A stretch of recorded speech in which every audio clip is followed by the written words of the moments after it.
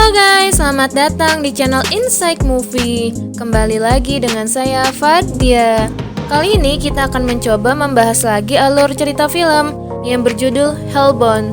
Film ini baru rilis di layanan streaming Netflix pada 19 November 2021 lalu loh. Film yang disutradarai oleh Yoon Sang-ho bercerita tentang malaikat supranatural. Kedatangan malaikat ini hanya mempunyai satu tujuan. Mereka akan mencabut nyawa orang-orang dan menyeretnya ke neraka. Hellbound mengisahkan situasi Korea pada tahun 2022. Kala itu, mulai beredar rumor mengenai kehadiran makhluk menyeramkan yang mengincar orang-orang setelah memberitahu waktu ajal mereka. Para korban awalnya akan dihampiri makhluk menyeramkan yang mengungkapkan detail waktu kematian mereka. Bisa jadi 3 hari, 5 hari, atau yang lainnya. Setelah itu, makhluk tersebut tidak muncul lagi. Sebelum mulai, jangan lupa subscribe, like, dan komennya untuk mendukung channel ini. Oke, daripada penasaran dengan filmnya, yuk langsung aja cus, kita mulai.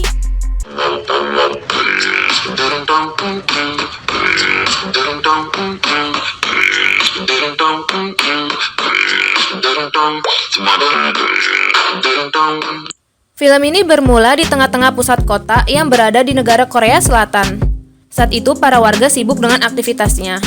Di sebuah kafe, terdapat pengunjung yang sedang menonton siaran video. Video tersebut dibawakan oleh pria yang bernama Jinso.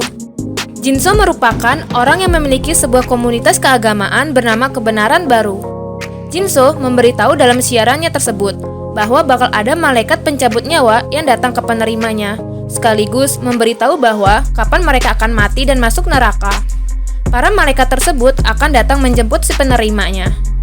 Jinso juga memperlihatkan video ketiga malaikat pencabut nyawa yang sedang mengincar penerimanya. Di kafe itu juga terdapat seorang pria yang sedang melihat jam di handphonenya. Pria tersebut tampak ketakutan dengan lingkungan di sekitarnya. Gak lama, terdengar suara keras dari luar jalan. Dan tiba-tiba saja datang 3 malaikat pencabut nyawa itu untuk mengincar pria tersebut. Pria itu langsung dilempar. Namun, dia berhasil lari keluar dari kafe itu. Tetapi tetap saja, akhirnya pria itu pun tertangkap oleh malaikat pencabut nyawa di tengah jalanan macet. Para ketiga malaikat itu langsung menyiksa pria tersebut dengan cara melempar, memukul, hingga berdarah dan menghisap jiwa pria itu sampai gosong menjadi abu.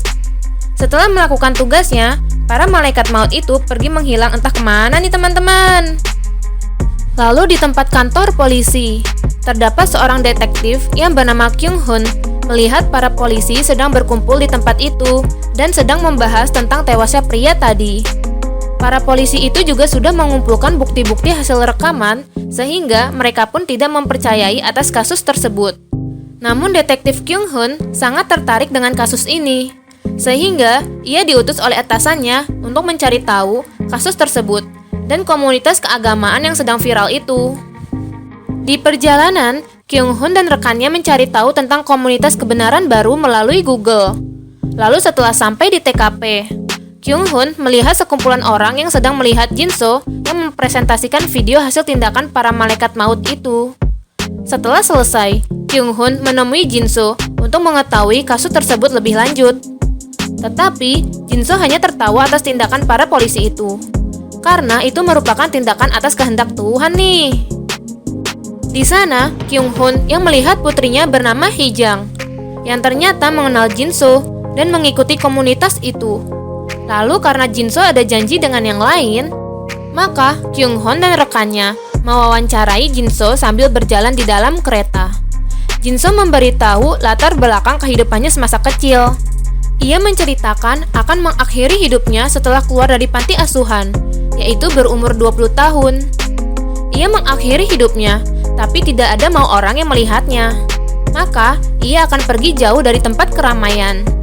Akhirnya, Jinso pun pergi ke daratan Tibet. Tapi di sana, ia malah melihat ketiga malaikat maut yang sedang menyiksa korbannya di sana. Setelah melihat kejadian itu, dia mendapatkan pencerahan untuk hidupnya nih. Jinso juga memberitahu tentang pembentukan komunitas kebenaran itu karena ingin memberitahu kepada masyarakat luas tentang kehendak Tuhan, agar orang-orang hidupnya selalu melakukan kebaikan. Mendengar hal itu, Kyung Hoon langsung tertawa. Tetapi Jinso langsung membicarakan istrinya Kyung Hoon yang tewas terbunuh. Lantas kemana sekarang pembunuh itu? Jinso mengetahuinya dari Haejung sendiri. Kemudian setelah sampai di rumah, Kyung Hoon mengingat kembali perkataan dari Jinso dan mengenang kembali saat istrinya telah tewas terbunuh.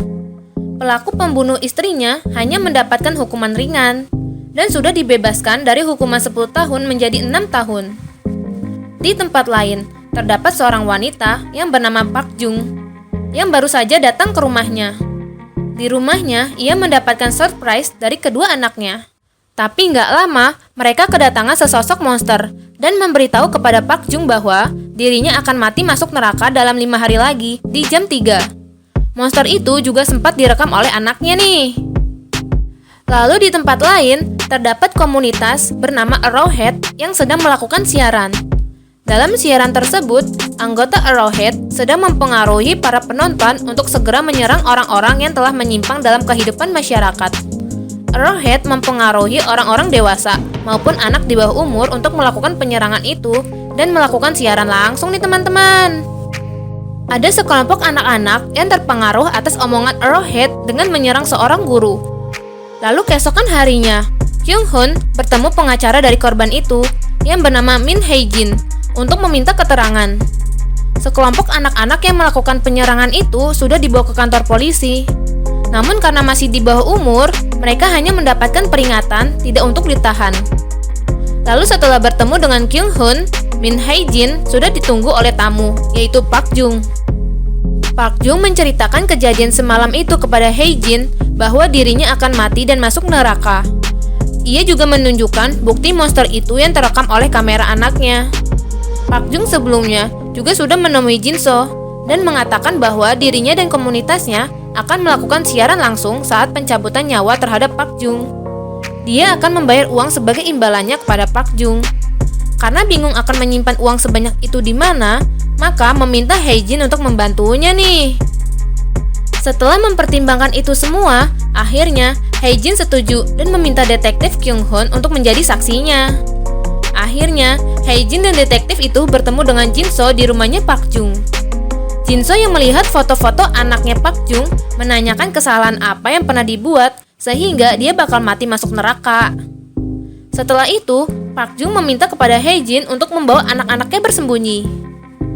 Saat malam hari, ketika salah satu anggota Arrowhead melakukan live streaming lagi, diperlihatkan seseorang yang memberitahu bahwa korban selanjutnya yang akan mati masuk neraka adalah Park Jung.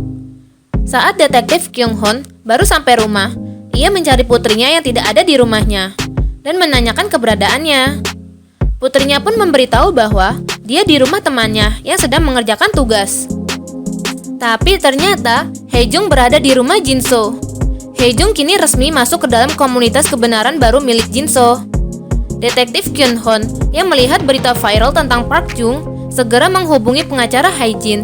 Sontak, Hae-jin pun langsung menjemput anak-anak Park Jung dan segera memberangkatkan ke bandara. Di tempat lain, Haejung bersama Jinso sedang memata-matai seseorang yang dianggap telah membunuh ibunya.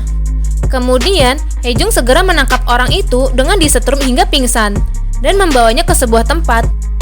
Di sana, orang itu dibakar hidup-hidup oleh Haejung dan Jinso dengan memasukkannya ke panggangan mayat.